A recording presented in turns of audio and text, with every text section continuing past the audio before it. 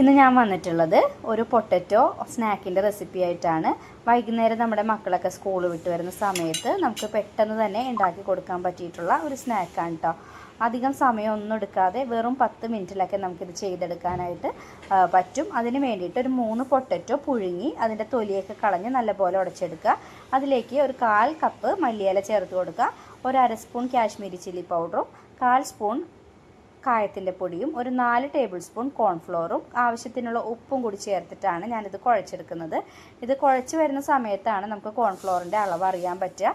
അത് കുറവായിട്ട് തോന്നുകയാണെങ്കിൽ, അതായത് നമ്മുടെ മാവ് ലൂസായിട്ട് തോന്നുകയാണെങ്കിൽ കുറച്ചുകൂടി കോൺഫ്ലോർ അതിലേക്ക് ഇട്ട് കൊടുത്തിട്ട് ഒന്നുകൂടി കുഴച്ച് കൊടുക്കുക കേട്ടോ. നല്ലപോലെ കുഴച്ച ശേഷം കയ്യിൽ രണ്ടും നമുക്കൊന്ന് ഓയിലാക്കി കൊടുത്തിട്ട് ഇത് ചെറിയ നിങ്ങൾക്ക് ഇഷ്ടമുള്ള ഷേപ്പിലൊന്ന് പരത്തിയെടുക്കാം.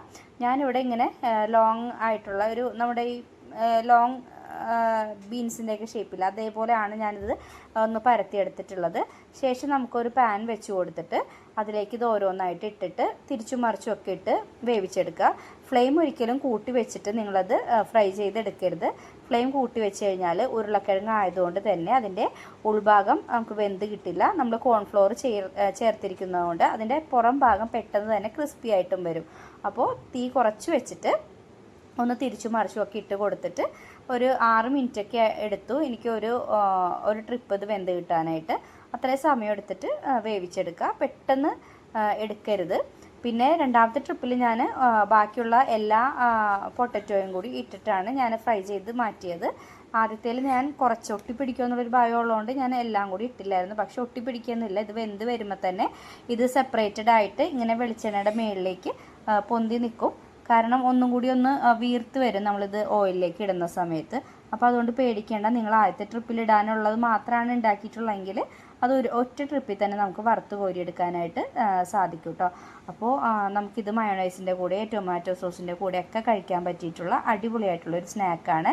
അപ്പോൾ എല്ലാവരും ഒരു തവണയെങ്കിലും കുട്ടികൾക്ക് ഇതൊന്ന് ഉണ്ടാക്കി കൊടുത്ത് നോക്കാം കേട്ടോ. എന്നിട്ട് നിങ്ങളുടെ ഫീഡ്ബാക്ക് അറിയിക്കുക. അതേപോലെ തന്നെ നമ്മുടെ ചാനൽ ഇതുവരെ സബ്സ്ക്രൈബ് ചെയ്യാത്തവരാണെങ്കിൽ ഒന്ന് സബ്സ്ക്രൈബ് ചെയ്തേക്കുക.